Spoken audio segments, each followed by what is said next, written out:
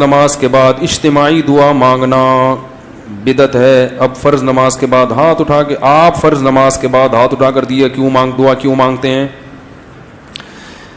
فرض نماز کے بعد ہاتھ اٹھا کے دعا مانگنا یا اجتماعی حیت پہ دعا مانگنا کسی بے غبار صحیح حدیث سے ثابت نہیں ہے. کسی بھی صحیح حدیث سے.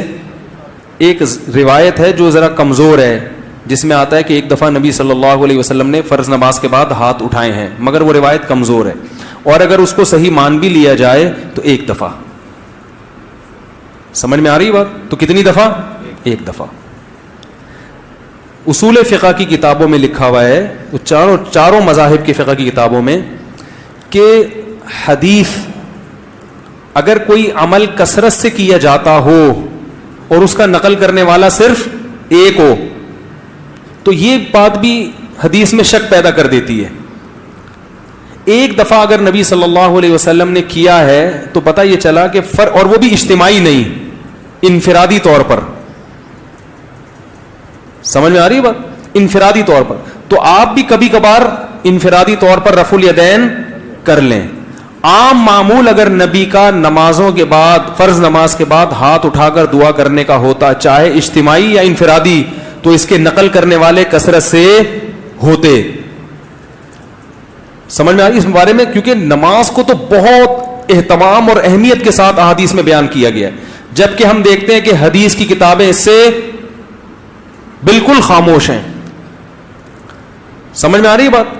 دوسرا مسئلہ، بعض حضرات یہ کہتے ہیں کہ بہت ساری حدیثیں ہیں جن میں آتا ہے کہ رسول اللہ صلی اللہ علیہ وسلم نے فرض نماز کے بعد دعا کی بہت ترغیب دی ہے، اور آپ نے فرمایا کہ سب سے زیادہ دعا قبول کس وقت ہوتی ہے؟ فرض نماز کے بعد. اس حدیث کا مطلب سمجھیں. جب بھی ایک حدیث کو بیان کیا جائے گا دوسری احادیث کو سامنے رکھ کر. خود نبی اور صحابہ نے اس حدیث پر کیسے عمل کیا ہے؟ ہم نبی کو دیکھتے ہیں کہ کہیں بھی نہیں کسی صحیح حدیث میں ملتا کہ نبی صلی اللہ علیہ وسلم کا یہ معمول تھا کہ آپ فرض نماز کے بعد ایسے دعا مانگتے تھے. خلفائے راشدین سے بھی کوئی روایت نہیں ملتی، نہ صحیح نہ ضعیف. بھائی دیکھو ہمارے ہاں تو یہ پابندی سے ہو رہا ہے نا پانچوں نمازوں میں ہر مسجد میں. اگر صحابہ میں بھی ایسا ہوتا تو کوئی ضعیف روایت تو ملتی نا صحابہ کرام سے. نہ صحیح ہے نہ ضعیف ہے، اور نبی سے بھی کوئی کثرت سے ایک روایت ہے، اس کی سند پہ بھی کیا ہے؟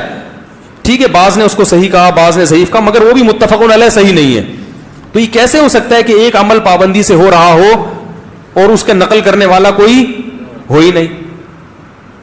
تو اب ہم دیکھتے ہیں کہ جو حدیث میں آتا ہے فرض نماز کے بعد آپ صلی اللہ علیہ وسلم نے دعا کی ترغیب دی ہے، خود کیسے دعا مانگی ہے. تو ہم دیکھتے ہیں کہ نبی سے دوسری حدیثوں میں کیا ملتا ہے. آپ نے فرمایا جس نے فرض نماز کے بعد اللہم انت السلام پڑھا، کسی حدیث میں آتا ہے آپ نے فرمایا اللہم لا مانع لما اعطیت ولا معطی لما منعت ولا ينفع ذا الجد منک الجد. کسی میں آتا ہے جس نے فرض نماز کے بعد آیت الکرسی. خود آپ کا اپنا معمول بھی یہی.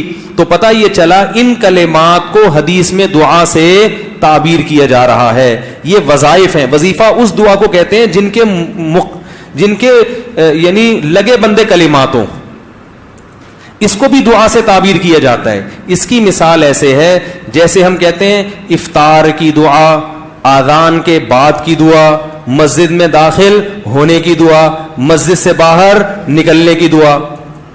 تو وہ دعا کیا ہے؟ اللہم افتح لی ابواب رحمتک، مخصوص کلمات. اذان کے بعد کی دعا کیا ہے؟ اللہم رب ہذہ الدعوۃ التامہ. تو فرائض کے بعد جو دعا ہے وہ بھی کیا ہے؟ آیت الکرسی، اللہم انت السلام، اللہم لا مانع لما اعطیت. یہ کلمات، ان کلمات کو کیا کہا گیا ہے؟ بولو بھائی، دعا. اور ابن تیمیہ رحمہ اللہ کی رائے یہ ہے جو تفرد ہے کہ فرض نماز کے بعد سے مراد ہے جو اتحیات کے درود شریف کے بعد ہم دعا پڑھتے ہیں، رب اجعلنی مقیم الصلاۃ ربنا آتنا، جو کیونکہ حدیث میں آتا ہے دبور کل صلاۃ. تو دبر کا جو لفظ ہے عربی میں وہ بعد کے معنی میں بھی استعمال ہوتا ہے اور اینڈ کے معنی میں بھی. ابن تیمیہ رحمہ اللہ کہتے ہیں کہ جو ہم نماز کے آخر میں اتحیات پڑھتے ہیں، پھر درود شریف پڑھتے ہیں، اس کے بعد جو دعائیں کرتے ہیں نا، تو فرض نماز کے بعد سے مراد کیا ہے؟ یہ والی. لیکن یہ ان کا تفرد ہے. ہم کہتے ہیں ایسا نہیں، بلکہ سلام کے بعد. مگر دعائیں کون سی؟ وہ جو منقول ہیں یہاں تک میں سمجھا پایا اپنی بات؟ آگے چلیں. اور نبی صلی اللہ علیہ وسلم نے مختلف مواقع پر مختلف وظائف پڑھے ہیں فرض نماز کے بعد, کبھی آیت الکرسی, کبھی اللہم انت السلام. تو ہم یہ کہتے ہیں, دوسری طرف حضرت عائشہ رضی اللہ تعالی عنہا کی حدیث ہے کہ آپ صلی اللہ علیہ وسلم فرض نماز کے بعد اللہم انت السلام کے بقدر بیٹھتے تھے اور پھر کھڑے ہو جایا کرتے تھے. ان دونوں حدیثوں کو ملا کے پتہ چلتا ہے کہ فرض نماز کے بعد جتنے وظائف منقول ہیں یہ سارے نہیں پڑھنے, کبھی کوئی اور کبھی کوئی. اہمیت چونکہ اللہم انت السلام کی زیادہ ہے اور وہ دائمی معمول رہا ہے نبی کا, جیسے حضرت عائشہ کی, تو اس کو ہم نے اہمیت دی. اور ہم کہتے ہیں کہ پھر آپ فوراً کھڑے ہو کر سنتوں میں مشغول ہو جائیں, باقی وظائف اور تسبیحات آپ پڑھیں سنتوں کے بعد. اس طرح تمام حدیثوں میں تطبیق. اور اہل حدیث حضرات یہ کہتے ہیں کہ نہیں, فرض نماز کے بعد ہی آپ تمام معمولات پورے کریں, اس کے بعد سنتیں پڑھیں. تو یہ علماء میں ایک اختلاف ہے, لیکن ہاتھ اٹھا کے دعا مانگیں جیسے ہمارے ہاں رائج ہے, یہ کہیں بھی نہیں ہے.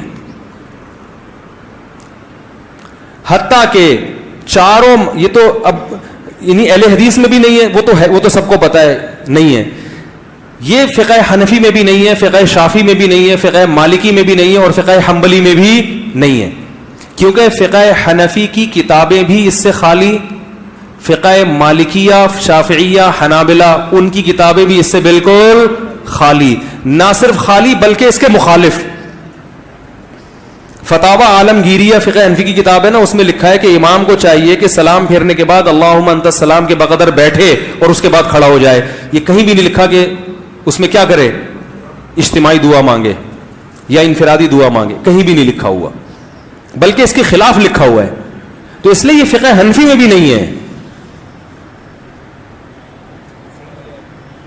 ہاں, یہ ہمارے اکابر میں ایک چیز رائج ہو گئی ہے, ہمارے بزرگوں میں, جو ہندوستان میں بہت تیزی سے, بولو بھائی, پھیل گئی. جب رائج ہو گئی تو حضرت مفتی محمد شفیع صاحب رحمہ اللہ تعالیٰ کا اجتماعی دعا پر ایک رسالہ ہے, مفتی اعظم جو تھے, انہوں نے فرمایا کہ اب اس کو ایک دم ختم کرنے میں کیا ہے, فرمایا کہ اس لیے کسی مسجد میں اگر یہ دعا مانگی جا رہی ہے تو ختم کرنے پر اصرار نہ کیا جائے, کیونکہ فی نفسی ہی تو دعا کا موقع ہے نا فرض کے بعد.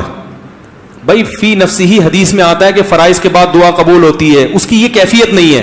تو فی نفسی ہی نماز کے بعد دعا کا ایک موقع ہے, تو اس میں عوام نے کچھ چیزیں اپنی طرف سے لگا کے اجتماعی ہیئت بنا دی. تو چونکہ ایک ہوتی ہے, ایک چیز کا سرے سے کوئی اصل ہی نہیں ہے, اور ایک اصل ہے مگر اس کی کیفیت منقول نہیں ہے, تو اس میں معاملہ تھوڑا سا کیا ہو جاتا ہے, اہون ہو جاتا ہے, کمتر ہو جاتا ہے.